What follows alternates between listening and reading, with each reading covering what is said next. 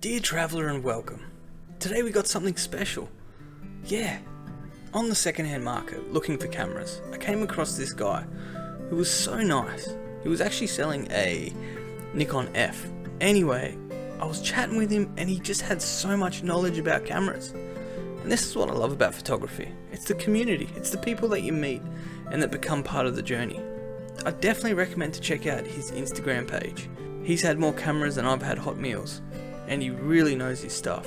He told me about the Kodak Brownie and said that it's one of his favourite medium format cameras. And if you haven't tried one, you've got to give it a go. So being the top bloke that he is, he offers to send me one to try out. So today we're going to go over the Kodak Brownie. A camera that I've never used before and never really heard about.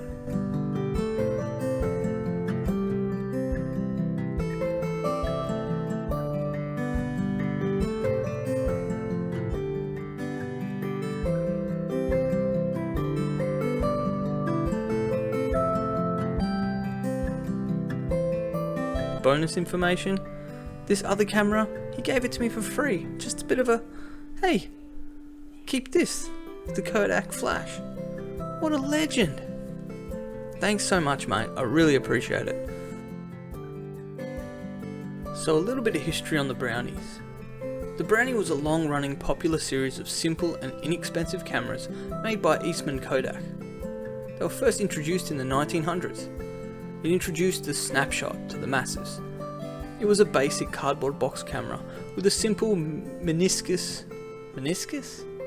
lens that took 2¼ inch square pictures on 117 roll film. It was conceived and marketed for sales of Kodak roll films because of its simple controls and initial price of $1, equivalent to $31 in 2019.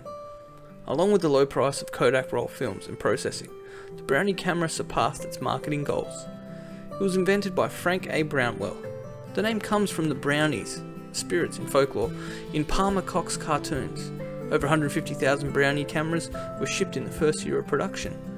An improved model called the No. 2 Brownie, which we're looking at today, came in 1901, which produced larger 2x4 by 3¼ inch photos and cost $2 and was also a huge success. Brownies were extensively marketed to children, with Kodak using them to popularise photography. I won't go into the details, stats, facts and figures of what this camera can do, but it's safe to say it's an old camera that has very little abilities besides pointing and shooting. That's kind of the charm of it. It's a simple camera. You don't need to think so much about how the camera works, but instead you can focus more on the creative aspect of structuring your photo.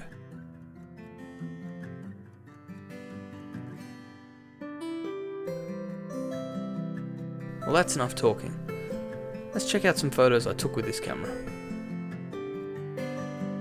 I tried to shoot some Kodak Portrait through it. Unfortunately, I didn't quite understand the numbering system. Yeah, I've got a few photos here that overlapped. It's a shame, but I guess it's part of the journey.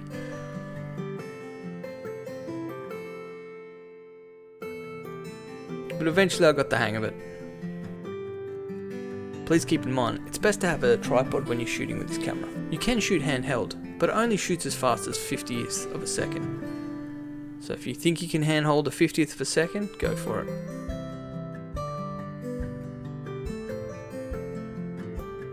Well, like always guys, thanks for watching.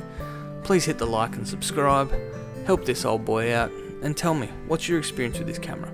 Have you ever tried a Brownie? I'd definitely say give it a go. And for the price as well, you can't go wrong. And there's something about holding a real nice piece of history, and you definitely feel that when you use this camera. Well, until next time guys, have a great day, stay safe.